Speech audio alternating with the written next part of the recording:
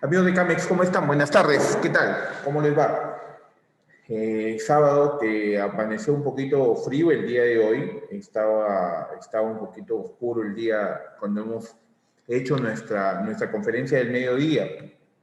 Sin embargo, se ha ido saliendo el solcito, está bastante soleado a esta hora de la tarde, un poquito más de las 5 de la tarde.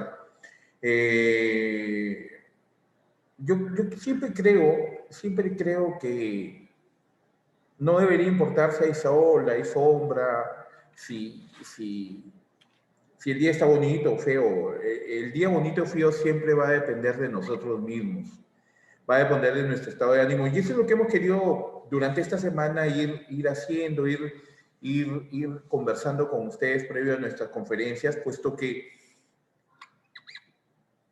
si nosotros pretendemos en esta, digamos, nueva normalidad que siempre se las indico yo, entre comillas, esta nueva normalidad implica nuevas cosas de parte nuestras, nuevas versiones de nosotros mismos. Eh, Mostrarle a nuestros clientes nuestra mejor versión siempre. Quitar esa mala experiencia que han tenido durante esta pandemia, en donde, miren, quiero ser abogado del diablo de repente, ¿ok? Y ponerme en la situación de que de repente muchas de las cosas que no se hicieron bien durante esta pandemia por parte nuestra como agentes financieros, como agentes del servicio financiero, han tenido que ver con nuestras propias preocupaciones por una emergencia de esta envergadura, ¿no? Sin embargo, creo yo, y en la medida de lo que hemos venido conversando respecto al tema de poner lo mejor de nosotros, que no debemos nunca, a pesar de las situaciones, de las adversidades que se puedan presentar, no debemos desligarnos nunca o llevar estas preocupaciones o anteponer estas preocupaciones a nuestros objetivos principales, sobre todo tratándose que es nuestra fuente de ingresos. ¿Ok? Sí, el primer remesón, yo calculo que ha sido la primera semana del 16, 17 de marzo de este año, toda esta semana, de esa semana que pasó, por la incertidumbre de lo que iba a pasar, las medidas que se habían tomado a nivel de gobierno, a nivel de las empresas donde trabajábamos, o, o lo que nosotros también debíamos hacer a nivel familiar, qué iba a pasar. Entonces, fíjense que muy poco antes de lo de la pandemia, teníamos un dilema en la casa respecto al tema del uso de una computadora, porque hasta ese momento, el año pasado, casi al finalizar el año, se malogró la computadora de mi hijo. Se malogró su impresora y nadie preveía pues que podía pasar una situación de esto y lo dejamos estar ya, el próximo año, comienzo de año, lo arreglamos y todo. Finalmente, antes de que cante el gallo, teníamos el problema de la pandemia, ¿no? Mi hijo inició el tema de cuando no se habían determinado las clases virtuales todavía como tal, porque eso ha sido ya en el mes de abril, los primeros 15, 20 días. Mi hijo trabajaba recibiendo los trabajos encargados del colegio a través de su tablet. Estábamos sin computadora. Y por esos temas decidimos, oye, vamos a hacerlo de la computadora de una vez, ¿no? Y, y conseguimos, teníamos en el negocio que en ese momento tenía mi esposa acá en el mercado de productores, tenía una laptop. Así que la repotenciamos, la pusimos operativa y cuando iniciaron las clases se inició mi hijo con la laptop. Finalmente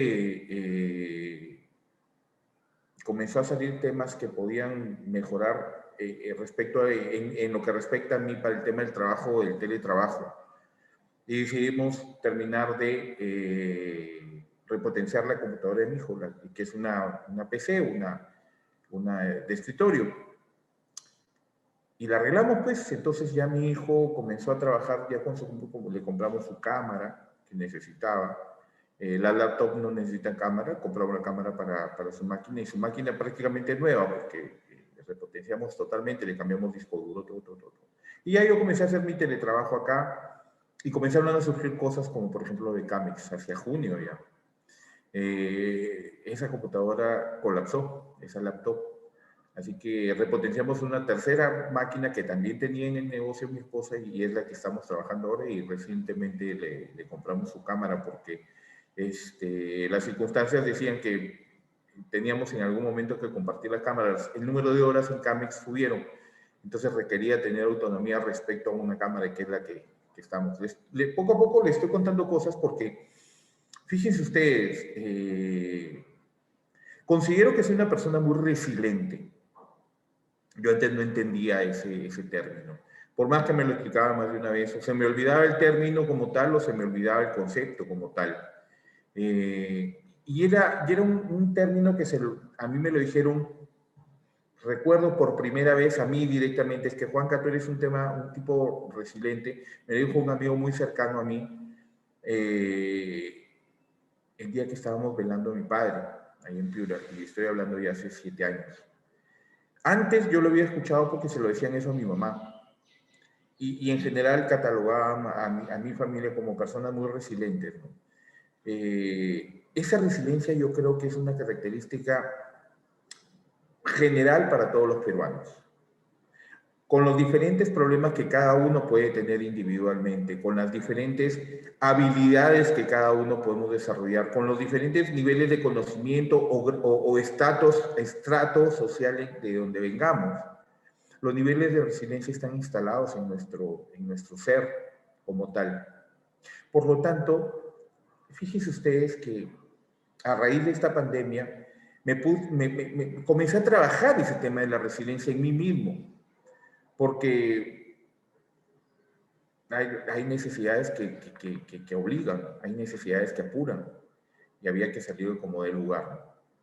Sin darme cuenta, reinventé muchas cosas, y como por ejemplo, parte de esa resiliencia me llevó a tomar esto de Camex, que de verdad me llena muchos vacíos personales que podía tener de expresión, desarrollo de conocimientos, lo que en algún momento por ese devenir del día a día, de que tienes que hacer cosas, cumplir situaciones, los sentidos de urgencia sobre la importancia, dejas de capacitar, de por ahí, de leer por ahí, de cultivar cosas que requieres para el desarrollo personal y profesional.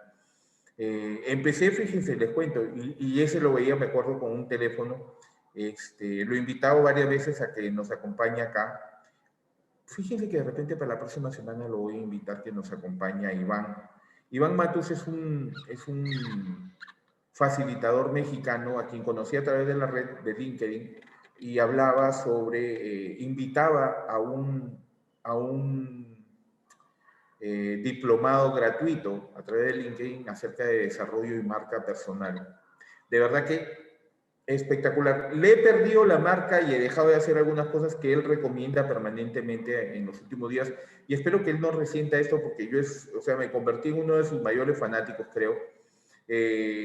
Lo llevé o sea, desde mi muro lo traje hacia Facebook, porque lo teníamos inicialmente y permanentemente en LinkedIn, ¿no?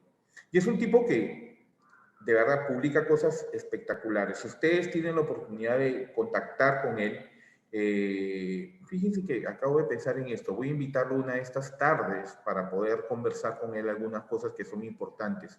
Yo creo que lo vamos a hacer para el tema de agente financiero. Si no, búsquenlo, Iván Matus, Matus con una sola T, y hago esta atingencia porque tengo un amigo, compañero del colegio, que es Matus con doble T. Iván Matus, búsquenlo. A mí me ha ayudado muchísimo. Y creo en algo, o sea, creyendo en Dios, yo creo que Dios pone las cosas en sus tiempos y en las circunstancias que Él considera. Primero, porque creo que Dios nunca nos va a poner algo que no podamos soportar. Y de verdad, se los digo con conocimiento de causa. A pesar de que no me ha puesto a mí una carga en este año tan grande como se la puso a alguien a quien amo con toda mi alma, que es mi hermana. Pero por ella y por mi anterior hermana también, que le puso la misma carga hace algunos años, he aprendido que Dios nunca te va a poner una responsabilidad más grande de lo que tú puedas afrontar.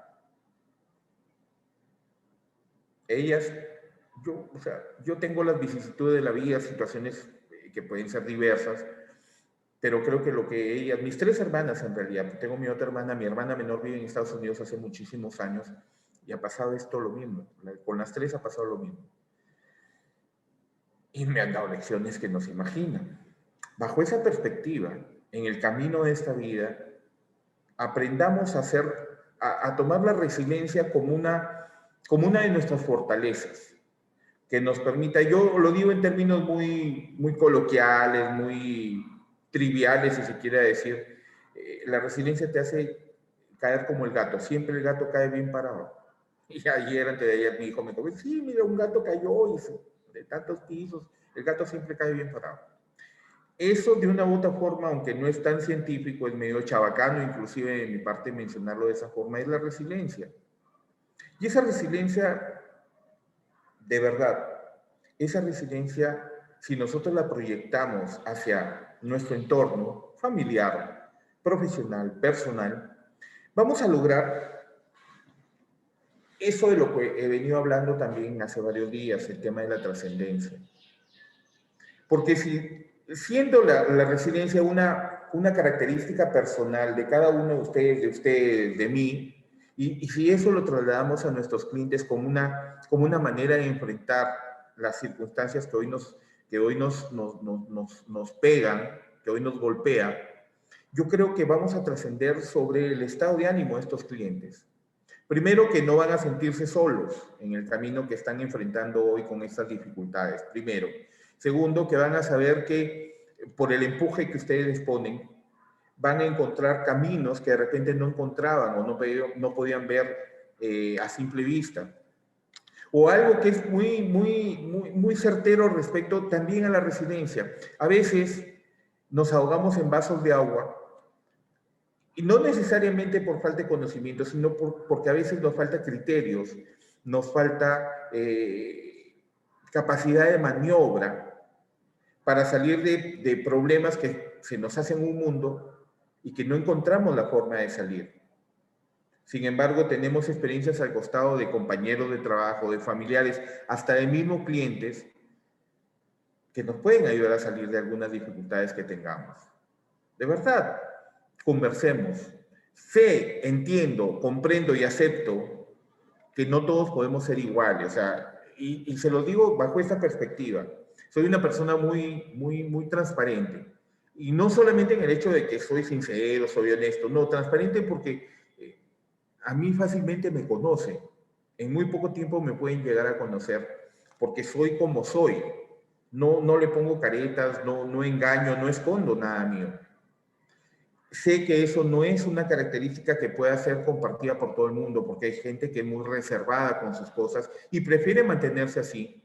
Sin embargo, un poquito de apertura a nadie le va a caer mal. Esa apertura que nos hace es como si, por ejemplo, no quiero poner en un ejemplo tan extremo como el balón de gas. Me voy a poner en un ejemplo, digamos, intermedio a una manguera que tú sales a regar el jardín, te pones a regar el jardín y comienzas a manipular en la punta de la manguera con tu dedo la salida del agua. Si tú lo tapas, no va a salir el agua y posiblemente generas una presión que al destaparla nuevamente sale. Pero si tú regulas esa salida, vas a hacer que salga un chorro más fino, un chorro más grueso. El fino, por ejemplo, puede llegar un poco más allá que el chorro grueso que puede caer ahí nomás. Eso es la medida en la que nosotros debemos aperturar nuestra vida al resto. Por algo muy sencillo, vivimos en comunidad. Por un lado, por otro lado, por otra cosa muy sencilla, nos debemos a nuestros clientes. Esa mejor versión tiene que incluir estos temas. Esa mejor versión nos debe, incluyendo estos temas, nos debe llevar a acercarnos más a nuestros clientes. No tengan miedo a eso. No tengan miedo. No tengan miedo a eso. Obviamente con las distancias debidas que tienen que existir. Esas distancias que nos permiten no transgredir confianzas en el cliente. Esas distancias que nos permiten dar todo por el cliente. No está mal dar todo por el cliente.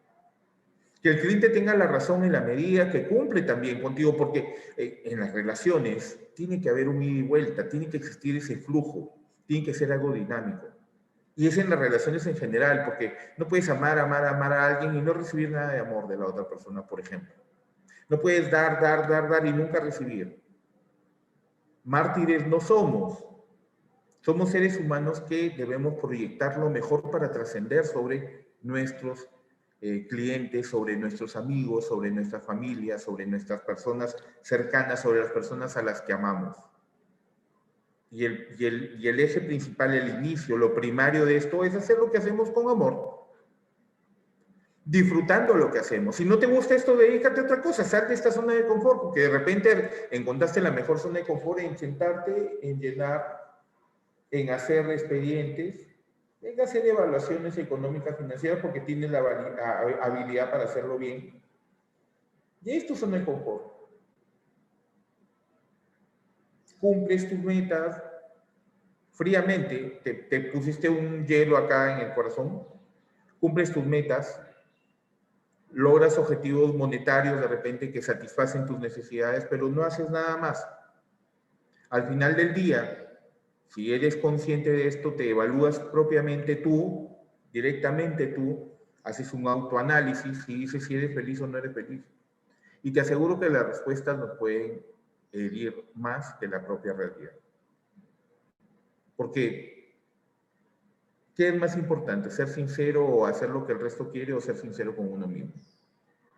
Cuando hallamos la sinceridad en uno mismo es cuando aprendemos muchísimas cosas, entre ellas la resiliencia, a salir adelante a pesar de las circunstancias, a ser como el gato y caer bien parado.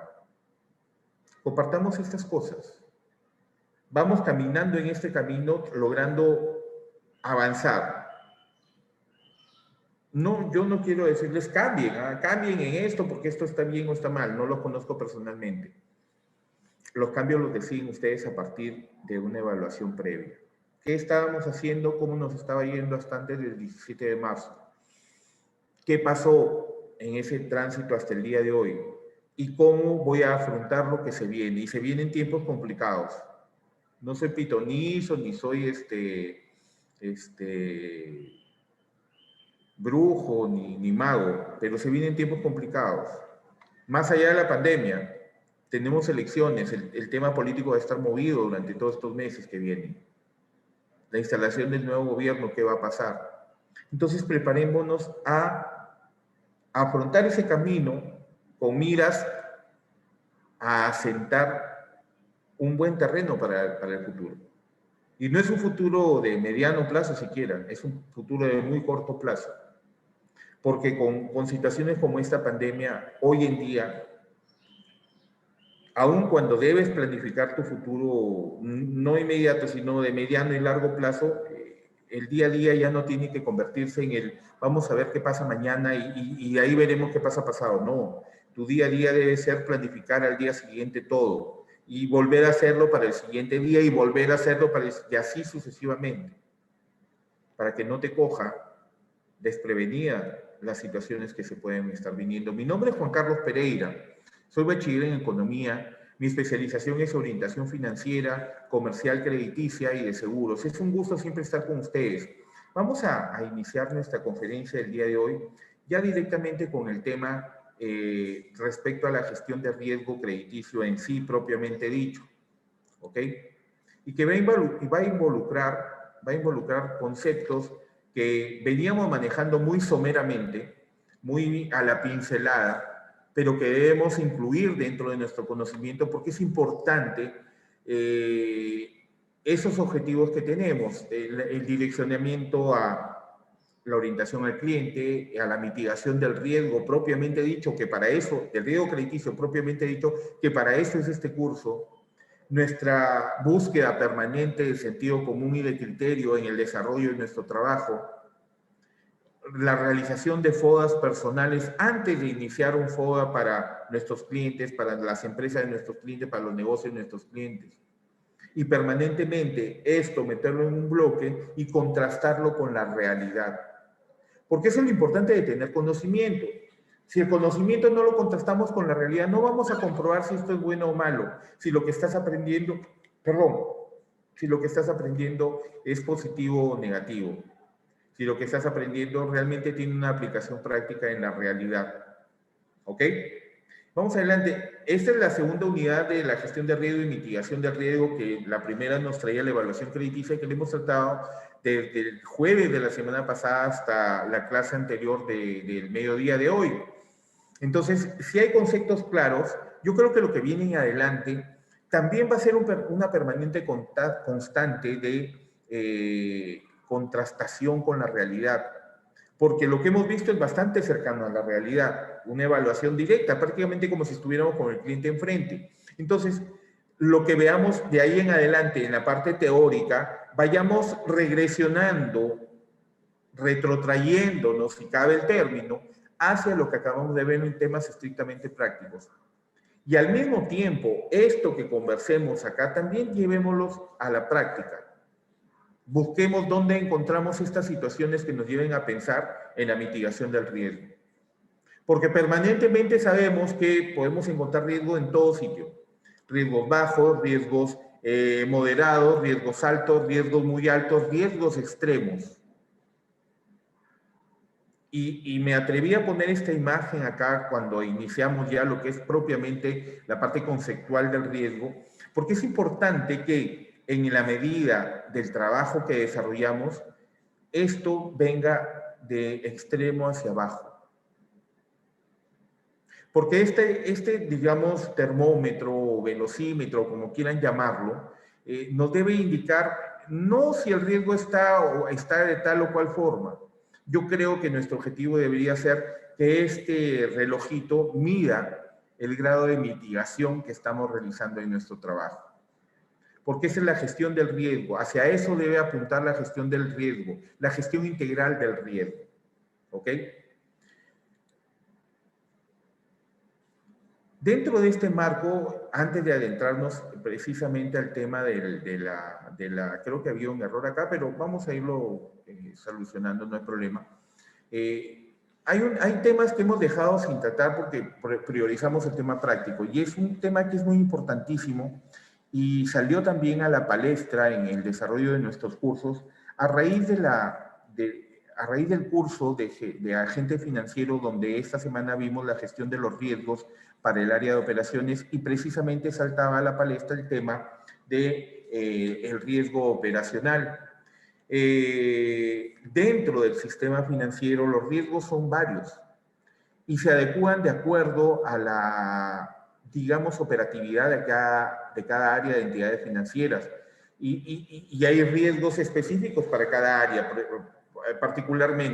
particularmente existe el riesgo crediticio, particularmente existe el riesgo operacional, pero hay otros riesgos, como por ejemplo el tipo de cambio que afecta a la gestión de créditos, el riesgo de mercado que afecta a la gestión de créditos, afecta al área de operaciones, el riesgo de tipo de cambio también afecta al área de operaciones. Entonces, veamos como un marco total el tema del riesgo y nos adentramos en algo que de repente muy poca gente en el desarrollo, y esto a mí, de verdad, en el desarrollo de mi trabajo a nivel de sistema financiero, a ver, habían principios básicos respecto al tema de la gestión crediticia que lo aplicábamos, ¿ok? Como teniendo como guía, como faro a este tema de los acuerdos de Basilea. Sin embargo, no se tomaba en cuenta muchas cosas que hoy en día sí se deben tomar en cuenta para determinar el por qué actuar de tal o cual entidad financiera.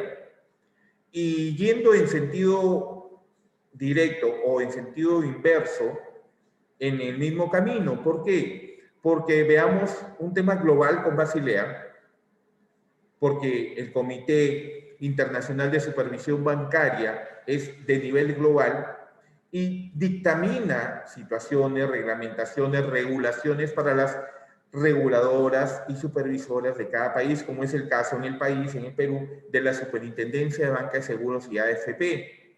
Y esto se traslada ya en forma casi específica para cada una de las instituciones financieras.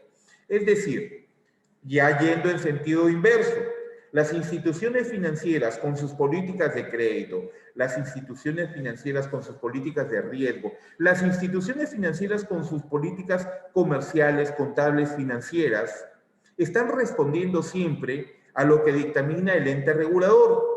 Y el ente regulador es la Superintendencia de Banca y Seguros, pero también responde a las regulaciones impuestas por el Comité Internacional Bancario, basado siempre en las recomendaciones, en los pilares, en los hallazgos encontrados a través de los convenios de Basilea. Los convenios de Basilea han evolucionado en función del ritmo de acontecimientos, precisamente. Y eso particularmente a mí me hace pensar en que es algo muy dinámico. Yo esperaría que de aquí en tal vez el 2021 Basilea se exprese respecto a medidas a tomar o tomadas a partir de lo sucedido con la pandemia. Sin embargo, hay características que se han tomado, sobre todo ya en lo último, que es Basilea 3, sobre la aplicación, por ejemplo, de algunos indicadores que generen la posibilidad de que las entidades financieras a nivel global cuenten con un nivel de liquidez que les permita afrontar las pérdidas a partir de la ocurrencia de situaciones, por ejemplo, de emergencia como esta pandemia. Y más aún, va un poquito más aún, que este indicador les permita determinar no solamente afrontar la pérdida, sino también mantener el riesgo de continuidad de negocio en un nivel bastante bajo. Es decir, que les permita, aún con las pérdidas encontradas, continuar manejando su negocio, sin perder el tema de la continuidad de negocio, que es importantísimo para que las entidades financieras no se vean totalmente afectadas. Permítanme un segundito, por favor. Y dice, de crédito de mercado, son los acuerdos o recomendaciones internacionales de supervisión bancaria emitidos por el Comité Internacional de Supervisión Bancaria y que nacen con el propósito de restaurar la confianza y estabilidad del sistema financiero internacional. ¿Ok? Permítame un segundito.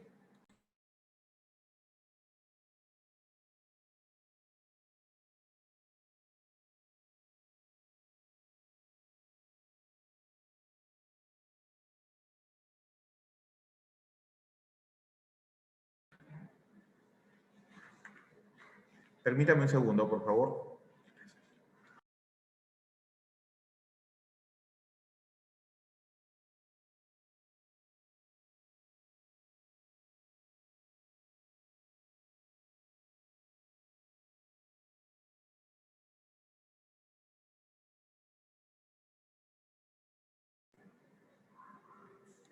Ok, disculpen, un pequeño tema técnico. Es decir, los acuerdos de Basilea nacen con el propósito de restaurar la confianza y estabilidad del sistema financiero a nivel global, a nivel internacional. ¿Ok? Y tenemos, por ejemplo, Basilea 1, que fue en el año 1988. Acá tenemos un pequeño resumen de lo que es, pero acá es algo bastante oficial y es un poquito más concreto lo que nos muestra. El Acuerdo de Basilea 1, que se firmó en 1988, establece principios básicos en los que se debía fundamentar la actividad bancaria, como el capital regulatorio, requisito de permanencia en el mercado, la capacidad de absorción de pérdidas y de protección ante una posible quiebra. Este capital debía ser suficiente para hacer frente a los riesgos de crédito de mercado y tipo de cambio. Sin embargo, en Basilea I establecieron montos totalmente específicos. El acuerdo de Basilea I de 1988, establecía también que el capital mínimo de la entidad bancaria debía ser por lo menos el 8% del total de sus activos en riesgo. Crédito, riesgo de crédito, riesgo de mercado y riesgo de tipo de cambio sumados entre sí. Fíjense ustedes, cuando veamos más adelante que debe ser la próxima conferencia acerca, por ejemplo, del RORAC, que como práctica de gestión de riesgos traslada precisamente lo que nos dice Basilea I, traslada el riesgo de pérdidas totalmente, la responsabilidad de eso hacia, por ejemplo, el capital prestado, que es el crédito. También tendría que haber involucrado ahí en ese momento también el tema de mercado, porque el crédito se otorga de acuerdo al mercado en que enfrenta la entidad financiera, en el cual se desarrolla la entidad financiera, y también al tipo de cambio, porque enfrenta riesgo de tipo de cambio la actividad crediticia por los descalces que pueden haber entre la moneda nacional, la moneda propiamente dicha de cada país, y la divisa, que en este caso vendría a ser los dólares, euros o yenes, ¿ok? Bajo esa perspectiva, RORAC indica que debes establecer una pérdida determinada y se puede calcular y la vamos a calcular, vamos a hacer algunos ejemplos prácticos respecto a eso, pero tú dices, yo voy a perder, sé que voy a perder, tengo una pérdida esperada de 1, pero la entidad financiera dice, me voy a preparar como si pierdo para 100 o para 10 o para 20, sabiendo que tengo una pérdida esperada de 1. ¿Pero por qué esto? ¿Por qué? Por una sencilla razón. Tú debes tener, a ver, y en términos estrictamente coloquiales, cúbrete tú la espalda con mi dolor. O sea, debes tener la suficiente espalda para poder afrontar no solamente la pérdida, que sabes que puede llegar, que va a llegar, sino también la posibilidad de decir, sí, afronté esta pérdida, coberturé esta pérdida y me preparo para la continuidad del negocio. No pierdo la continuidad del negocio. Y dice, y se va a ver en Basilea 3, por ejemplo, que te dice, habla de la liquidez para continuar darle continuidad al negocio, o sea, no perder la continuidad del negocio por lo menos un año más.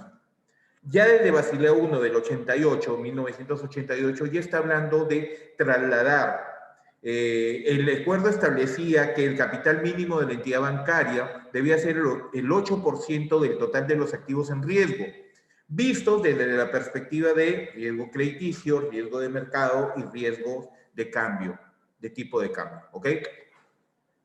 Basilea 2, que se aprobó el año 2004, estamos 88, más 12, 2000, más 4, 16 años después, aunque recién en España se hizo, se tomó en práctica a partir del 2008, o sea, 20 años después, desarrollaba de manera más extensa el cálculo de los activos ponderados por riesgo y permitía que las entidades bancarias aplicaran calificaciones de riesgo basadas en sus modelos internos, siempre que estuviese previamente aprobada por el supervisor. Hacía un poco más específico el tema de la gestión de riesgo a nivel de cada institución, a partir de modelos internos que ellos desarrollan, y que eso a mí me parece muy importante porque cada entidad sabe en qué mercado se desarrolla. Cada entidad sabe qué medidas, qué políticas de crédito adopta para poder desarrollarse de acuerdo a su apetito o su aversión al riesgo, ¿ok? Pero siempre estas deben ser previamente autorizadas por el ente regulatorio, que en este caso es la Superintendencia de Banca y Seguros. Y les aseguro que estas medidas en específico de cada entidad financiera son tomadas previamente basándose en estos acuerdos de Basilea. Este acuerdo incorporaba, por lo tanto, nuevas tendencias en la medición y el seguimiento de las distintas clases de riesgo. Se hizo énfasis en las metodologías internas, revisión de la supervisión y disciplina del mercado.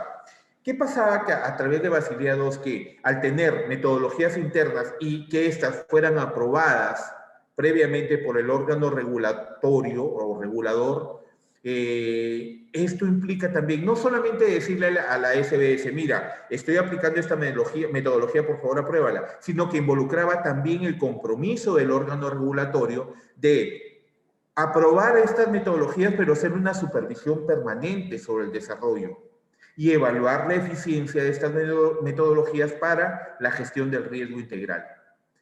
Basilea II, aprobada en el 2004, tiene un principio fundamental. Toda entidad debe tener recursos suficientes para absorber las pérdidas de su actividad. ¿Ok? ¿Cuál es el objetivo de Basilea II? Enfrentar el riesgo de una forma más global y adecuar el capital regulatorio y fomentar la igualdad para competir. Es decir, que todos se encuentren en un ambiente que ninguna entidad financiera, y esto monitoreado, supervisado por el órgano regulador, tenga trabas para competir en el mercado y se eliminen, por ejemplo, prácticas de usura, por ejemplo, de agio en las entidades financieras. Y me refiero al cobro de tasas de interés discriminadas. Sin embargo, en el camino por ahí, en el afán de ganar más, de generar mayor negocio en sus entidades financieras, algunos costos se disfrazaron de gastos administrativos, de impuestos, de tasas que se debían pagar. Entonces, poco a poco, y es algo diametralmente opuesto, por ejemplo, a lo que hoy día se busca populistamente a través del Congreso, de eliminar algunas o controlar el costo de las tasas de interés. ¿Ok? Sin embargo, hay temas totalmente técnicos que esta gente del Congreso está totalmente olvidando. Pero es otro tema y que lo podemos tratar en algún momento. Y por último, el propósito de Basilea II era la creación de un estándar internacional que sirva de referencia para la regulación bancaria. Es decir, que si la Superintendencia y Banca y Seguros del Perú tiene una metodología para la supervisión, esta metodología sea estándar a nivel internacional. Y fíjese que hay algo que no se menciona respecto al tema de Basilea, la Super y las entidades financieras, es que esta regulación global, por llamarle de una forma, esa estandarización global, permite que tú salgas fuera del país y realices negocios normalmente, porque todo está estandarizado a nivel internacional. tú, siendo cliente de un banco en el Perú, ya te has convertido en un cliente global porque tus operaciones bancarias también las puedes hacer en forma fuera del país, internacionalmente. Basilea III, que se aprobó en diciembre del 2010, intentó adaptarse a la magnitud de la crisis económica. Fíjense que el 2010 ya se había pasado, por ejemplo, el tema de la burbuja inmobiliaria de Estados Unidos, la grave crisis también inmobiliaria de España, de Europa en general. Intentó adaptarse a la magnitud de la crisis económica global, atendiendo a la exposición de gran parte de los bancos del mundo a los activos tóxicos, en los balances de los bancos y en los derivados que circulaban en el mercado. El temor al efecto dominó que pudiera causar la insolvencia de los bancos hizo que se establecieran nuevas recomendaciones como, por ejemplo, endurecimiento en los criterios y aumento de la calidad de volumen de capital para asegurar una mayor capacidad para absorber pérdidas. O sea, provisionar la mayor cantidad, provisionar, palabra clave, la mayor cantidad de capital para poder afrontar cualquier tipo de pérdida. Primera medida. Segunda, la modificación de los criterios de cálculo de los riesgos para disminuir los niveles de exposición. Es decir, y aquí involucra, y se los aseguro, siendo muy global esta modificación, involucra nuestro trabajo cotidiano. Modificación de los criterios de cálculo de los riesgos para disminuir el nivel de exposición. Es decir, mejorar las formas de evaluación crediticia. Y hablando exclusivamente de riesgo crediticio, mejorar las metodologías de evaluación, trabajar directamente con los orígenes de las tecnologías crediticias, una mejor llegada al cliente, una mejor supervisión de estos créditos, un mejor seguimiento a los créditos, los mejores intentos para disminuir los niveles de morosidad, no en términos nominales, sino en términos reales. Es decir, bajé mi mora porque ahora ya no tengo 4%, ahora tengo 3%. Bravo, bajaste tu mora en términos nominales. ¿Cuánto tenías cuando tenías 4%? Ah, tenías 100,000 en mora. Y tu calidad de cartera era, y tu cantidad de cartera, tu saldo de cartera, ¿cuánto era? Ah, tenía, no sé, le voy a dar cualquier número, no importa que no calcen con el porcentaje que estoy hablando. Tenía 3 millones de cartera y 100,000 en mora, perfecto. Ahora sí, bajó mi mora, 100,000 en mora con 4%, perfecto. Ahora tengo 5 millones colocados, tengo 150,000 en mora, pero tengo 3% de mora. Los riesgos de exposición no están disminuyendo, por el contrario, están subiendo. Y estoy hablando de en términos estrictamente prácticos, ¿ok? En lo que nos corresponde a nosotros como agentes, como asesores financieros, ¿ok? Los que realmente todo esto que hablabas, idea, la superintendencia, es lo que nosotros realizamos en el campo, en la práctica, ¿ok? Es por ello que me voy a lenguaje mucho más prosaico, ¿ok? Si podemos darle un nombre para que ustedes lo puedan entender, para que lo podamos digerir, que lo podamos entender, porque muchas de estas cosas a veces no se entienden y de verdad alguien puede estar escuchando esto y decir, Juan Carlos, qué aburrido, que mejor regresemos a la evaluación crediticia práctica, ¿no? ¿Ok? Además, permítame por favor, además, recomendaba también, esto nos habíamos quedado en el tema de la que hizo el temor al efecto dominó que pudiera causar la insolvencia de los bancos hizo que establecieran nuevas recomendaciones. Ya vimos, endurecimiento del criterio de aumento de la calidad de volumen de capital expuesto, la modificación de los criterios de cálculo de los riesgos para disminuir el nivel de exposición real. Perdón, tenía que irme hacia adelante. La constitución de colchones de capital durante los buenos tiempos, es decir, guarda pan para mayo. La constitución de colchones de capital durante los buenos tiempos que permitan hacer frente al cambio del ciclo económico. Y por último, la introducción, y este para mí es el más importante de las recomendaciones de Basilea III, la introducción de un nuevo ratio de apalancamiento, es lo que les decía hace un ratito que relacionamos con el RORAC, la introducción de un nuevo ratio de apalancamiento como medida complementaria al ratio de solvencia. Y a eso se refiere en este pequeño recuadro. Basilea III se aprueba en 2010. Su principio era reforzar los controles en el control de riesgo e incorporar con mayor detalle el riesgo de liquidez, las estructuras y las posiciones del balance. Es decir, iba mucho más allá que solamente el riesgo crediticio, el riesgo operativo, el riesgo de tipo de cambio o el riesgo de mercado. El objetivo es la introducción de dos ratios de liquidez. El Liquidity Coverage Ratio, que es soportar graves crisis de liquidez, es decir, tener la posibilidad de contar con el dinero para afrontar la pérdida, y el Net Stable Funding Ratio, que permite a los bancos resistir un año más a una crisis. Fundamentales. El propósito de esta era la reducción de la probabilidad de ocurrencia de una crisis. Y que esto se enmarca dentro de la GIR, la gestión integral de riesgos, que te dice que parte la gestión integral de riesgos de una evaluación en 3 dimensiones. Primero, identificar que existe el riesgo. Segundo, ante la ocurrencia de pérdida, ante la activación, digamos, de este riesgo, lo mitigamos el riesgo. Los efectos de la aplicación o la ocurrencia de este riesgo se basan en la búsqueda de disminuir los niveles de pérdida, es decir, mitigar el riesgo. Y la tercera dimensión es saber que existe el riesgo, saber que puede ocurrir, pero lo enfrentamos ya preparados. Es decir, no voy a caer como Julio Iglesias en su canción de tropecé de nuevo con la misma piedra. En otras palabras, quiero ser bastante prosaico para que ustedes lo puedan entender. ¿Ok? 3 dimensiones de la gestión integral de riesgo. Saber que existe el riesgo, mitigar el riesgo y esperar que no nos vuelva a perjudicar en lo que nos perjudicó la vez anterior. ¿Ok? Revisemos, por favor, con detalle esto y interpretemos este cuadrito, por favor. Es muy importante que lo sepamos ver de acuerdo a cómo se presenta la realidad.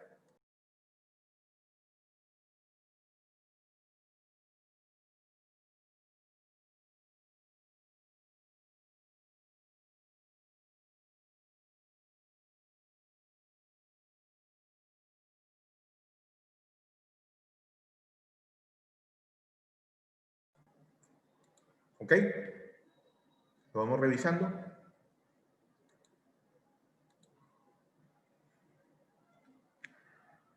Es importante que sepamos, no solamente que existen estos acuerdos, que Basilea I 2004, Basilea II 2010, o perdón, 1988, 2004, aplicación en España en 2008, y Basilea III 2010. Existen, sí, pues, ¿para qué conté con este motivo, tal motivo? La necesidad de tener ratios de liquidez que nos permitan afrontar la pérdida y continuar con el negocio. Sino que estos tienen una lógica, y esta lógica son los pilares de donde salen estos acuerdos de Basilea. Y básicamente, y de acuerdo a los, y ojo con el examen, por ejemplo, Basilea, los acuerdos de Basilea se asientan en 3 pilares fundamentales. Primero, los requerimientos cuantitativos. ¿Qué es lo cuantitativo? Lo cuantitativo es aquello que podemos y debemos medir, lo cuantificable, lo que podemos palpar, lo que podemos ver, lo que podemos sentir, ¿ok? Permítame, y aquí estamos. Y estos requerimientos cuantitativos dicen, todas las entidades bancarias deben tener una provisión técnica mínima respecto a su exposición crediticia. No sé si recuerdan que hace algunas semanas veíamos, por ejemplo, una entrevista que le hacían al señor Wilber Dongo de Caja Arequipa, donde nos señalaba que ellos, aun cuando no había una orden de parte del organismo regulador respecto al incremento de las provisiones que debían tener, ellos ya habían decidido, poquito después de empezar la pandemia, a generar este tipo de provisiones para generar, por ejemplo, lo que veíamos en lo último de Basilea III, ese colchón que les permitía afrontar las pérdidas con mayor medida. Eso de, sé que voy a perder 1, pero me preparo para perder como 10. A ese colchón, a esa espalda se refiere. ¿Ok? Y eso decía que Caja Arequipa ya estaba haciéndolo desde hace algún tiempo. Luego se sumó a él, si no me equivoco, el presidente del directorio Huancayo, que dijo que también lo estaban haciendo.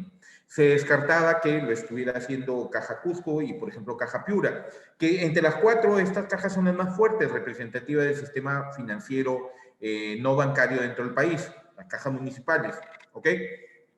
Y si todas las entidades bancarias deben tener una provisión técnica mínima con respecto a su exposición crediticia, es decir, que deben disponer un saldo capital mínimo en caja. Esto, en algunas entidades durante la pandemia se elevó un poquito más ese condicionamiento para que estas no sean necesariamente el mínimo, sino sea un poquito más y puedan afrontar pérdidas posiblemente no esperadas, pero mayores. Por ese motivo, según sus características específicas, cada entidad debe someterse a un proceso de estandarización de datos y procesos para ofrecer garantías frente a la exposición del riesgo operacional, crediticio y mercado. Estos 3 pilares, y ya vemos desde el principio del primer pilar, que son los requerimientos cuantitativos, yo considero que desde Basilea tratan de asentar la situación del proceso regulatorio hacia las entidades financieras. Es decir, que existe un proceso regulatorio permanente, que no sea correctivo, sino preventivo. Es decir, que no se espere llegar a la emergencia, llegar a la pérdida por la ocurrencia de estos riesgos para recién reaccionar. Es decir, combinar de una u otra forma que todas las entidades del sistema financiero, no solamente peruano, sino a nivel global, caminen hacia ser preventivos. O sea, prepárate y no me cabe la menor duda que esto, y yo les aseguro que posiblemente el próximo año sale un nuevo acuerdo de Basilea o un ajuste a Basilea 3, debido a la ocurrencia de esta emergencia de la pandemia, por ejemplo. Estos pilares se han sentado mucho antes de saber qué podía pasar. ¿Qué hubiera pasado? Fíjense ustedes, y ahorita que los terminemos de ver, de repente nos podemos contestar con mayor hasta temor, con mayor rigurosidad o tenebrosidad, decir, ¿qué hubiera pasado si no existieran estos acuerdos, por ejemplo? El segundo es el proceso de supervisión y revisión cualitativa, es decir, la jurisdicción de cada país mantiene un sistema de vigilancia para garantizar que sus bancos cumplen las reglas y requisitos pertinentes a la utilización de las opciones, incluidos cualquiera de descuentos, límites y restricciones asociados a los mismos. Este proceso incluye requisitos de información sobre los tipos de datos, sus relaciones, dependencias, el modo y frecuencia en la que cada información debe ser facilitada y la forma en que se utilizarán estos datos. Estos países establecen el modo en que se vigilará la correcta aplicación de las reglas y requerimientos pertinentes por parte de los bancos. No nos quiere decir otra cosa que la superintendencia te dice, ¿sabes qué? Aquí estoy. Así de simple. Ustedes saben que ni bien desembolsan el crédito, y supongo que lo saben, desembolsan inmediatamente, la superintendencia ya sabe, porque hay procesos de regulación de información, perdón, discúlpeme, de información que se manejan en forma prácticamente inmediata. Y ese es un procedimiento que para mí parece fenomenal desde el punto de vista preventivo, evitar que las instituciones caigan en algún tipo de error, que genere riesgos operativos, que genere riesgos crediticios, que genere riesgos inclusive de mercado, precisamente sobre todo. Entonces, y eso es con el objetivo de que, el objetivo principal, considero yo, de la superintendencia es evitar, bueno, antes de evitar, de tener un sistema financiero totalmente sólido, que responda a las exigencias de nuevos mercados, que responda a las exigencias de situaciones como la actual de emergencia ante la pandemia. Es por eso que los niveles de regulación siempre son mucho más efectivos y establece parámetros que diga, cada cierto tiempo debo recibir esta información de tal o cual forma. Todos los años existe una sola vez al año, por lo menos, que te hace auditoría la Superintendencia de Banca y Seguros. Y son auditorías que son al azar. Yo no creo muchas veces que sea totalmente al azar, porque en realidad al azar sobre la información que piden, sino que hacen una evaluación, como están en permanente evaluación, van monitoreando el desarrollo de las entidades financieras y dicen, bueno, nos toca hacer la auditoría a tal entidad. Mira, durante este tiempo hemos venido observando, no sé, algún tipo de situación que no es muy clara, por ejemplo, en el área contable. Y ese año se abocan a desarrollar, a supervisar, a controlar lo que está pasando en el área contable. Por ejemplo, el proceso de supervisión y revisión cualitativa. Ya tenemos dos. Exigencias cuantitativas, primer pilar. Segundo pilar, el proceso de supervisión y revisión cualitativa. La calidad de la información, que esta información sea propicia al ser entregada, propicia a ser recaudada como tal, la información, y ser procesada de tal manera que llegue hacia donde tiene que llegar, que en este caso es el órgano regulatorio, de la mejor forma para que se pueda tener una visión más clara de lo que está sucediendo en cada entidad financiera. Por último, el tercer pilar, ya tenemos exigencia cuantitativa respecto a capitales que deben tenerse para afrontar pérdidas. Supervisión respecto a modalidades cualitativas, es decir, respecto a la información, a la calidad de la información. Y por último, la transparencia, el reporte y publicación. Se establecen recomendaciones en cuanto a la necesidad de que las entidades faciliten información clara sobre su perfil de riesgo, así como sobre las actividades y controles utilizados, permítame, y controles utilizados, ¿ok?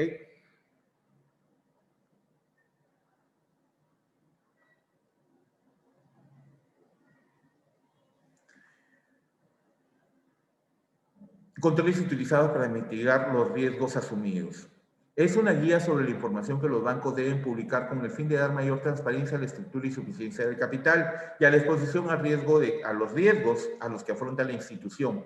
Los datos usados en estos informes han de ser ciertos, es decir, que una vez la información es pública, los datos deben ser justificables y consistentes. Cuando habla de justificables es que exista siempre algo que respalde que obtengo este dato, mira, por esta situación, ¿ok? La información errónea o incompleta supone una dificultad para el modelado y análisis de los riesgos de parte del ente regulador. El incumplimiento de estos preceptos supone la aplicación de sanciones y medidas coercitivas, así como el incremento del coeficiente de caja. Basilea II establece las condiciones mínimas que una entidad bancaria debe tener para asegurar su estabilidad en el ecosistema económico mundial. ¿Ok? ¿Qué lecciones nos deja Basilea? Y son varias y muy apretadas y muy duras, sinceramente, pero con la perspectiva de su cumplimiento. Dice, ¿qué lecciones aprendidas tenemos de Basilea II, por ejemplo? Es necesario un buen gobierno de los datos, hace falta control, supervisión, de cuestiones como de dónde viene cada dato o cada valor y cuál es su destino final. Evitar las desviaciones, descuadros o duplicidades de esta información es importantísimo. Tomar decisiones a tiempo supone contar con informes cuanto antes. Es por ello que es importante que se reporte todo. Por ello se reporta todo. Por ello la superintendencia sabe lo que ocurre en cada una de las entidades financieras. Ser capaz de reportar en tiempo real del estado de nuestros activos, operaciones de crédito y de la situación de nuestros clientes permitirá identificar incidencias antes de que éstas nos lleven a asumir expedientes y sanciones. ¿Ok? Los reguladores requieren que los bancos adapten sus procesos rápidamente y no atiendan a la idiosincrasia de sus activos ni a las inversiones realizadas. Por eso es que es importante ser capaz de reaccionar cuanto antes en cuestiones como la gestión eficaz de los datos. La calidad de estos datos debe medirse y reportarse para justificar nuestros informes. Y también se debe realizar una monitorización, un monitoreo proactivo de los atributos clave de los productos bancarios de los clientes y los procesos asociados. Por eso siempre están requiriendo información. Por eso, por ejemplo, tenemos que hay requerimientos para los clientes de mediana empresa, aquellos con colocaciones mayores a los 300.000 soles, por ejemplo. De endeudamiento mayor a los 300.000 soles, donde te dicen, por ejemplo, que cada 6 meses debes presentar los estados financieros de estos clientes. Por ejemplo, es requerimiento de la superintendencia que cada 6 meses se actualice la información financiera de estos clientes. Y es importantísimo. ¡Ay, qué flojera pedirle al cliente! ¿Cómo se incomoda el cliente? Pero es que, o sea, lo que el cliente reclame cuando ya están dadas las operaciones tiene que ver con lo que nosotros informamos. Porque si sabemos que le colocamos 1 millón de soles a un cliente, debemos igualmente, previo al desembolso, informarle que cada 6 meses requerimos sus estados financieros firmados por su contador. ¿Qué problema nos tiene que hacer el cliente cuando se lo solicitemos, si es que antes no se lo hemos dicho? Ahí están los problemas. Si antes no se lo dijimos, ahí van a ocurrir los problemas. Y eso de no decírselos es no tener las cosas claras. Por ejemplo, cuando he tenido que requerir esto, siempre ha sido un dolor de cabeza porque el cliente viene y te dice, a mí no me dijeron nunca que iba a necesitar esto.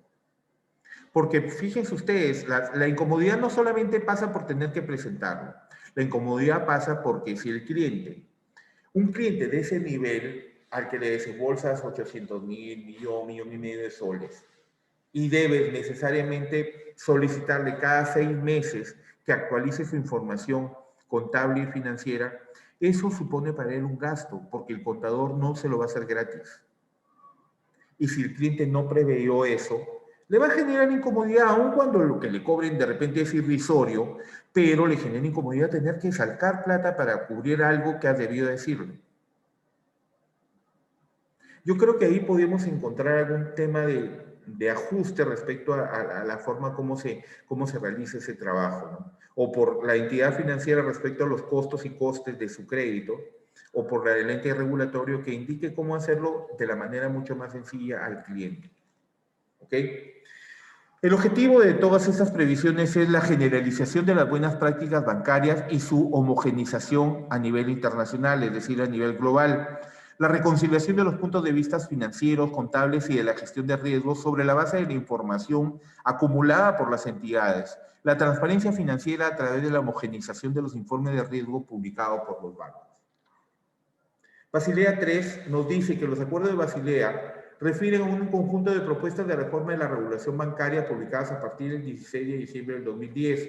Basilea III es parte de una serie de iniciativas promovidas por el Foro de Estabilidad Financiera para fortalecer el sistema financiero tras la crisis de las hipotecas. Las burbujas inmobiliarias que hubieron en España y en Estados Unidos. La reforma fue motivada tras observar que la gravedad de la crisis en la gravedad de la crisis, muchas instituciones no contaban con las reservas suficientes para hacer frente a una crisis de liquidez.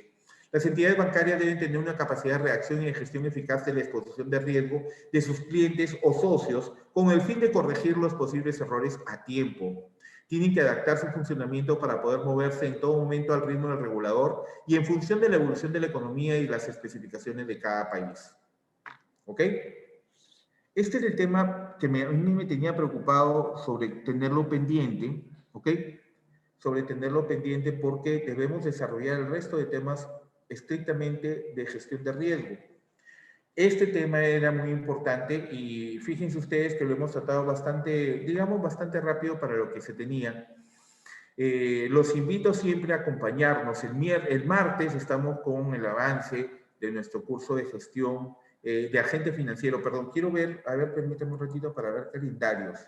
A ver, para ver calendarios. El lunes es 21, 22, el jueves posiblemente vamos a tener algún ajuste, aún no me han informado el ajuste que podamos tener. El viernes, no sé si vamos a tener clases, supongo que no, en riesgo crediticio. Ok, que esta semana se irá ajustando de acuerdo a las fechas. Y vamos a iniciar enero ya con la continuación de este curso de gestión de riesgo. De verdad que siempre a mí me produce un gusto iniciar mis clases con ustedes, estar acá con ustedes, conversar con ustedes, pero en la medida que siempre recibamos una retroalimentación. Es por ello que los invito, por favor, a que tienen mi correo electrónico, mi número de celular para que a través del WhatsApp o a través del LinkedIn podamos contactarnos y poder absolver las dudas que ustedes tengan. Por ejemplo, en el caso de los alumnos de CAMEX que tienen el Zoom directamente,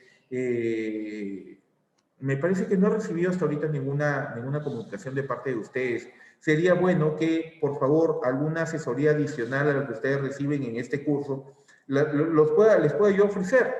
Les pueda yo ofrecer, de verdad. Acá tienen mi correo electrónico, mi número de WhatsApp, cómo ubicarme a través de LinkedIn. Y de verdad que voy a estar siempre muy gustoso de poderlos atender. Es importante que la retroalimentación nos ayude a mejorar siempre. Nos ayuda a brindarles lo mejor que nosotros tenemos, ¿ok? Que es este trabajo. Ha quedado claro y podemos aprovechar, por ejemplo, el tema del chat. Ahorita quedó claro todo respecto a los indicadores financieros, a la evaluación crediticia objetiva. Me pregunto yo, de repente alguien a través de Facebook Live o del chat del Zoom de CAMEX, por favor.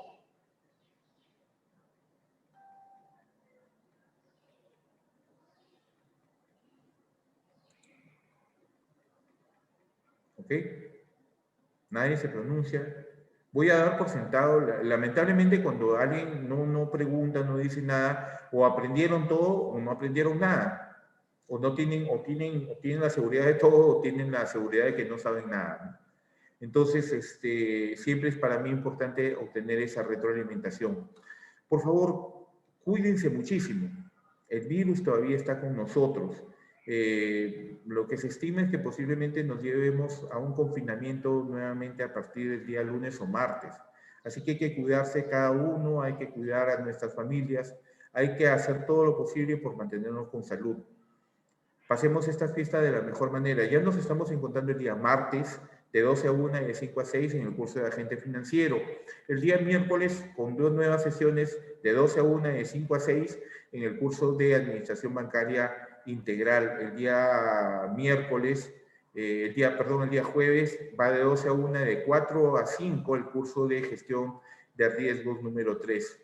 Es un gusto estar con ustedes, de verdad. Siempre compartir con ustedes me llena de un infinito gusto. Así que muchas gracias por estar ahí y si Dios quiere nos estamos encontrando el día martes en el curso de Agente Financiero. Muchas gracias, es un gusto estar con ustedes.